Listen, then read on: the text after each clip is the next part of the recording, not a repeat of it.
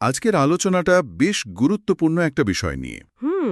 আমাদের হাতে বেশ কিছু প্রতিবেদন এসেছে যেগুলো বাংলাদেশের অর্থনীতির, বিশেষ করে ব্যবসা বাণিজ্যের একটা ত্রিভুজনীয় ছবি তুলে ধরছে। একদম, বিশেষ করে নারায়ণগঞ্জের পরিস্থিতিটা বেশ ভাবনার।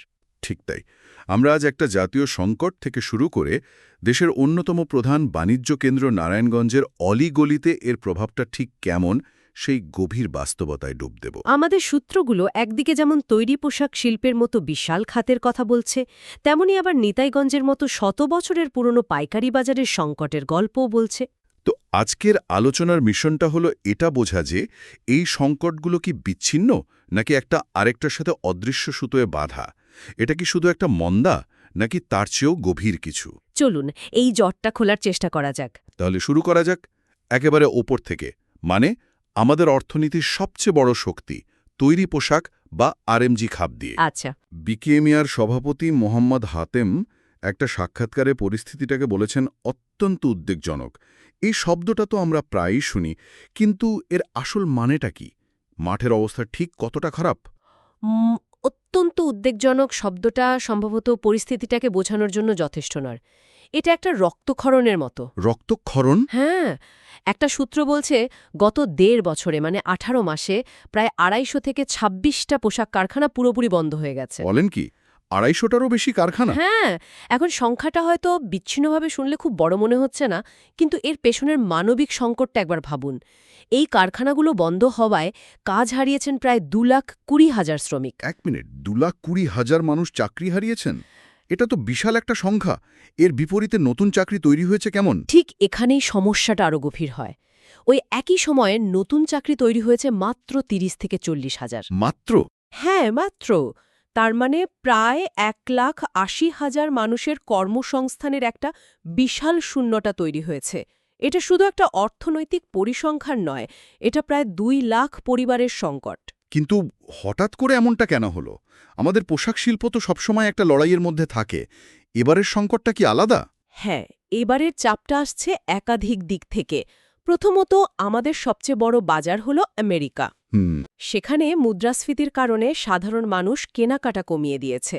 তাদের এখন নিত্য প্রয়োজনীয় জিনিস কিনতেই হিমশিম খেতে হচ্ছে, তাই নতুন পোশাক কেনাটা তাদের কাছে বিলাসিতা হয়ে দাঁড়িয়েছে। আচ্ছা, তার মানে ওখানকার ব্র্যান্ডগুলো অর্ডার কমিয়ে দিয়েছে? একদম। আর ওদিকে ইউরোপের বাজারে আরেক ধরনের লড়াই শুরু হয়েছে। সেখানে কি হয়েছে? আমাদের প্রধান প্রতিযোগী, যেমন ধরুন চীন বা ভারত, তারাও আমেরিকার বাজারে ধাক্কা খেয়েছে। ফলে তারা এখন মরিয়া হয়ে ইউরোপের বাজারে মনোযোগ দিচ্ছে। মানে প্রতিযোগিতা অনেক বেড়ে গেছে। বড় বড় রপ্তানির ইঞ্জিনগুলোই ধুঁকছে।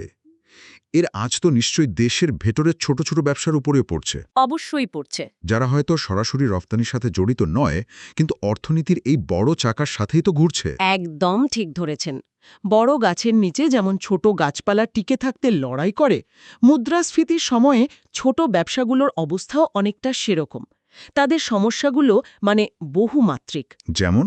একদিকে কাঁচামালের দাম বাড়ছে, পরিবহনের খরচ বাড়ছে, কিন্তু তারা তো বড় কোম্পানিগুলোর মতো পণ্যের দাম সেই অনুপাতে বাড়াতে পারছে না। বাড়ালে ক্রেতা হারাবে। ঠিক। আবার তাদের কাছে বড় কর্পোরেশনগুলোর মতো লোকসান সামলানোর মতো আর্থিক সরবরাহ তো নেই। আর ঋণের কি অবস্থা? এই দুঃসময়ে তো তাদের টাকা পয়সার দরকার সবচেয়ে বেশি। আর এখানেই তো সবচেয়ে বড় প্রহসনটা লুকিয়ে আছে। যখন মুদ্রাস্ফীতি বাড়ে, তখন ব্যাংকগুলো কি করে?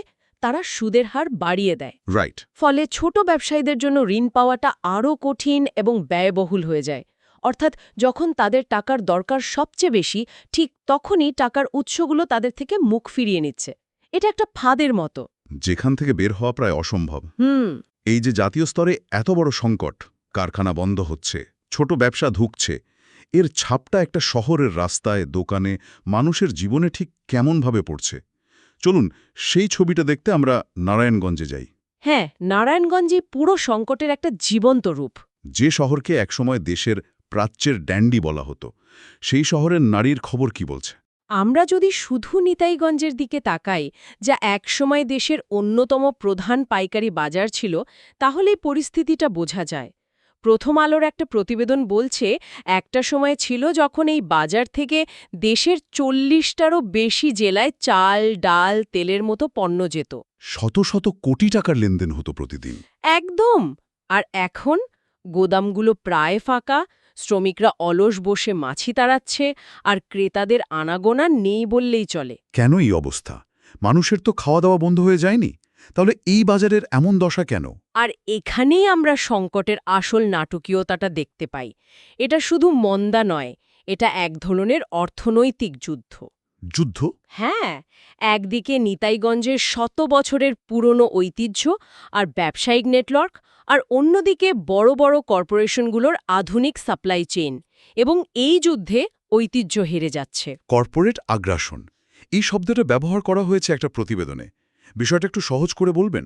এর মানে হল বড় বড় শিল্পগোষ্ঠীগুলো এখন আর পাইকারি বাজারের উপর নির্ভরশীল নয়। তারা নিজেরাই বিদেশ থেকে বিশাল পরিমাণে গম, চিনি, ডাল আমদানি করছে। আচ্ছা। নিজেদের মিলে সেগুলো প্রক্রিয়াজাত করছে, প্যাকেট করছে এবং নিজেদের পরিবহন ব্যবস্থার মাধ্যমে সরাসরি দেশের বিভিন্ন প্রান্তের দোকান বা সুপার শপে পৌঁছে দিচ্ছে। তার মানে মধ্যস্থত্বভোগীদের আর দরকার হচ্ছে না। একদম। এতে ঐতিহ্যবাহী পাইকারি বাজার যারা এতদিন এই কাজটা করত, তারা পুরো ব্যবস্থা থেকেই ছিটকে পড়ছে। কিন্তু এটাকে কি কেবল আগ্রাসন বলা ঠিক, নাকি এটা বাজারের স্বাভাবিক বিবর্তন? মানে বড় কোম্পানিগুলো তো সাপ্লাই চেইনকে আরও কার্যকর করছে, খরচ কমাচ্ছে, এতে হয়তো শেষ পর্যন্ত ভোক্তাদেরই লাভ হচ্ছে। এটা একটা খুবই গুরুত্বপূর্ণ প্রশ্ন। হ্যাঁ, এটা সত্যি যে এই নতুন ব্যবস্থা হয়তো আরও বেশি কার্যকর। ধরুন, মুন্সিগঞ্জের যে ব্যবসায়ী আগে নিতাইগঞ্জ থেকে পণ্য কিনতেন, এখন কোম্পানি সরাসরি তার দোকানে মাল পৌঁছে দিলে তার সময় এবং পরিবহন খরচ দুটোই বাঁচে। আপাতদৃষ্টিতে এটা উন্নতি। কিন্তু এর একটা সামাজিক মূল্যও আছে। নিতাইগঞ্জের পতন মানে শুধু কিছু ব্যবসায়ীর ব্যবসা বন্ধ হওয়া নয়, এর মানে হল একটা পুরো অর্থনৈতিক ইকোসিস্টেমের মৃত্যু। ঠিক। এর সঙ্গে জড়িয়ে থাকা হাজার হাজার শ্রমিক, ট্রাক চালক, কুলি, ছোট হোটেল ব্যবসায়ী, সবার জীবন জীবিকা এর ওপর নির্ভরশীল ছিল। দক্ষতা আর অগ্রগতির নামে আমরা কি এই মানুষগুলোকে পেছনে ফেলে আসছি? দায়টা হয়তো কারো একার নয়, কিন্তু এর পরিণতিটা পুরো সমাজকেই ভোগ করতে হচ্ছে। তার মানে নিতাইগঞ্জের এই চিত্রটা আসলে আরও বড় একটা সংকটের একটা অংশ মাত্র। শহরের বাকি অংশের অবস্থা কেমন? ফুটপাতের একজন সাধারণ বিক্রেতা থেকে শুরু করে মাঝারি শিল্পের মালিক, তারা কেমন আছেন? সমকালের একটা প্রতিবেদন বলছে সংকটটা আসলে সর্বত্র। ফুটপাতের একজন ডাব বিক্রেতা বলছেন তার 20,000 টাকার ডাব বিক্রি করতে এখন 15 দিন লেগে যাচ্ছে। 15 দিন? হ্যাঁ, লাভের টাকা তো দূরের কথা, পুঁজি ভেঙেই খেতে হচ্ছে। শহরের ওষুধের দোকানদার বলছেন রাত 10টার পর রাস্তায় মানুষই থাকে না, দোকান খোলা রেখে লাভ কি? তার মানে মানুষের হাতে খরচ করার মতো পয়সা নেই। আর শিল্প খাত? নারায়ণগঞ্জ তো নিটওয়ের আর আটা ময়দা কলের জন্য বিখ্যাত। অবস্থা ভয়াবহ। শহরের প্রায় 25% আটা ময়দা কল গত কয়েক বছরে বন্ধ হয়ে গেছে। 1/4? হ্যাঁ, আর যেগুলো কোনো মতে টিকে আছে সেগুলোর উৎপাদন কমে গেছে প্রায় 40%। ভাবুন, যে কারখানাগুলোতে আগে 24 ঘন্টা 3 শিফটে কাজ চলত, সেখানে এখন মাত্র 8 ঘন্টার এক শিফটে কাজ চলছে। বাকি 16 ঘন্টা কারখানাগুলোয় যে নিস্তব্ধতা, সেটাই আসলে এই অর্থনৈতিক মন্দার শব্দ। এই সব সংখ্যা, পরিসংখ্যান, বন্ধ হয়ে যাওয়া কারখানা, এগুলোর পেছনে তো এক একজন রক্তমাংসের মানুষ আছেন, তাদের গল্প আছে। সূত্রগুলোতে কি তাদের কথা উঠে এসেছে? হ্যাঁ, এবং সেই গল্পগুলোই সবচেয়ে মর্মস্পর্শী। যেমন ধরুন, নিতাইগঞ্জের একজন শ্রমিক দুলাল হাওলাদারের কথা বলা হয়েছে। 38 বছর ধরে তিনি সেখানে কাজ করছেন। 38 বছর? প্রায় একটা পুরো জীবন। তিনি বলছেন এখন কাজ অর্ধেকে নেমে এসেছে। 38 বছরের বিশ্বস্ততা, অভিজ্ঞতা, কোনো কিছুই আজ তার ভবিষ্যৎকে সুরক্ষিত করতে পারছে না। কি দুর্ভাগ্যজনক। আরেকজন লগন নীলের মালিকের কথা ভাবুন।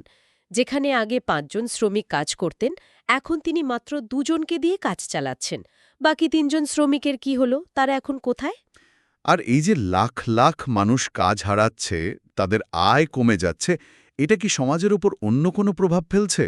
যেমন ধরুন আইন শৃঙ্খলা পরিস্থিতি? অবশ্যই। অর্থনীতি আর সমাজ যে কতটা গভীরভাবে জড়িয়ে আছে, এটা তার একটা ভয়াবহ উদাহরণ। কিরকম? প্রতিবেদনগুলো বলছে নারায়ণগঞ্জে ছিনতাই, চুরির মতো ছোটখাটো অপরাধ আশঙ্কাজনকভাবে বেড়ে গেছে। চালের আড়তদাররা অভিযোগ করছেন যে রাতের বেলা ট্রাকের ত্রিপল কেঁপে চালের বস্তা চুরি হয়ে যাচ্ছে। এমনকি শহরে ভিক্ষুক এবং সাহায্য প্রার্থীর সংখ্যাও বাড়ছে। এর মানে হল পেটের দায়ে মানুষ এখন অপরাধ বা ভিক্ষাবৃত্তির দিকে ঝুঁকছে। অর্থনৈতিক সংকট যখন সামাজিক অবক্ষয়ের রূপ নেয় তখন পরিস্থিতি নিয়ন্ত্রণের বাইরে চলে যাওয়ার ভয় থাকে। এই অর্থনৈতিক চাপ আর সামাজিক অস্থিরতার মধ্যেই আরেকটা ভয়াবহ দিক উঠে এসেছে ইত্তেফাকের একটা প্রতিবেদনে। কোনটা? সেটা হল শিল্প কারখানায় চাঁদাবাজি, বিশেষ করে পোশাক কারখানার ফেলনা কাপড় বা ঝুট ব্যবসা নিয়ন্ত্রণ নিয়ে। বিষয়টা ঠিক কি? এটা হলো মরার ওপর খাড়ার ঘা। ঝুট ব্যবসা মানে কারখানা থেকে বের হওয়া কাপড়ের টুকরো, এটার বাজার কিন্তু অনেক বড়। হ্যাঁ, আই নো। এবং এই ব্যবসার নিয়ন্ত্রণ সবসময়ই বিভিন্ন প্রভাবশালী গোষ্ঠীর হাতে ছিল। উদ্বেগজনক ব্যাপার হল সম্প্রতি ক্ষমতার পালাবদলের পরেও এই চাঁদাবাজি বন্ধ হয়নি। শুধু নিয়ন্ত্রণ এক দল থেকে আরেক দলের হাতে গেছে। তার মানে ব্যবসায়ীদের জন্য কিছুই বদলায়নি? কিছুই না। ব্যবসায়ীরা অভিযোগ করছেন, আগে এক রাজনৈতিক দলের নাম ভাঙিয়ে সন্ত্রাসীরা এসে বিনামূল্যে বা নামমাত্র মূল্যে ঝুট নিয়ে যেত, এখন আর এক দলের নাম করে লোকজন এসে ঠিক একই কাজ করছে। বলেন কি? একটা প্রতিবেদনে উল্লেখ করা হয়েছে কিছু লোক নাকি মোটরসাইকেল নিয়ে শিল্প কারখানার সামনে মহড়া দিচ্ছে, ব্যবসায়ীদের ভয় দেখাচ্ছে। এমনকি বিজিএমইএর একজন কর্মকর্তা জানিয়েছেন ব্যবসায়ীদের কাছে 15 থেকে 20 কোটি টাকা পর্যন্ত চাঁদা চাওয়ার ঘটনাও ঘটছে। অবিশ্বাস্য। তাহলে একজন ব্যবসায়ীকে কয় দিকে লড়তে হচ্ছে?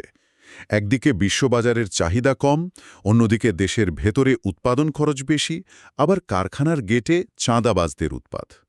ব্যবসা চালানো তো প্রায় অসম্ভব হয়ে দাঁড়িয়েছে। আর এটা একটা আঠামোগত সমস্যা। রাজনৈতিক অস্থিতিশীলতা শুধু বিদেশি ক্রেতাদের মধ্যে অনিশ্চয়তা তৈরি করে না, এটা স্থানীয় পর্যায়েও এক ধরনের ক্ষমতার শূন্যতা তৈরি করে, যার সুযোগ নেয় অপরাধীরা। ফলে অর্থনৈতিক চাপের পাশাপাশি নিরাপত্তার অভাবও এখন ব্যবসা পরিচালনার একটা বড় খরচ হয়ে দাঁড়িয়েছে। একদম। তাহলে সব মিলিয়ে আমরা যা দেখলাম তা হলো বাংলাদেশের ব্যবসায়িক সংকটটা কোনো একক বা সরল সমস্যা নয়। এটা বহুমাত্রিক এবং ভীষণভাবে একে অপরের সাথে জড়িত। আমরা শুরু করেছিলাম জাতীয় আরএমজি খাতের সংকট দিয়ে, যা বিশ্ববাজারের মন্দা আর ভূ-রাজনৈতিক প্রতিযোগিতার ফল। সেখান থেকে আমরা দেখলাম কিভাবে সেই আঁচ এসে লাগছে দেশের ভেতরের ছোট ব্যবসাগুলোর ওপর, মুদ্রাস্ফীতি আর ব্যাংকিং নীতির কারণে যাদের টিকে থাকাই দায় হয়ে পড়েছে। আর সবশেষে নারায়ণগঞ্জের দিকে তাকিয়ে আমরা একটা সম্পূর্ণ চিত্র পেলাম, যেখানে একদিকে কর্পোরেট আগ্রাসনে একটা ঐতিহাসিক বাজার হারিয়ে যাচ্ছে, অন্যদিকে সাধারণ ব্যবসায়ীরা টিকে থাকার লড়াই করছেন। আর এই সব কিছুর ওপর চেপে বসেছে আইন শৃঙ্খলা পরিস্থিতির অবনতি আর নির্লজ্জ চাঁদাবাজি। এই সূত্রগুলো আসলে একটা আন্তঃসংযুক্ত সংকটের ছবি আঁকে। এটা কোনো একটা নির্দিষ্ট খাতের মন্দা নয়, বরং বিশ্ববাজারের পরিবর্তন, জাতীয় নীতির দুর্বলতা, অভ্যন্তরীণ বাজারে ক্ষমতার লড়াই এবং অর্থনৈতিক দুর্দশা থেকে জন্ম নেওয়া সামাজিক অবক্ষয়ের এক জটিল মিশ্রণ।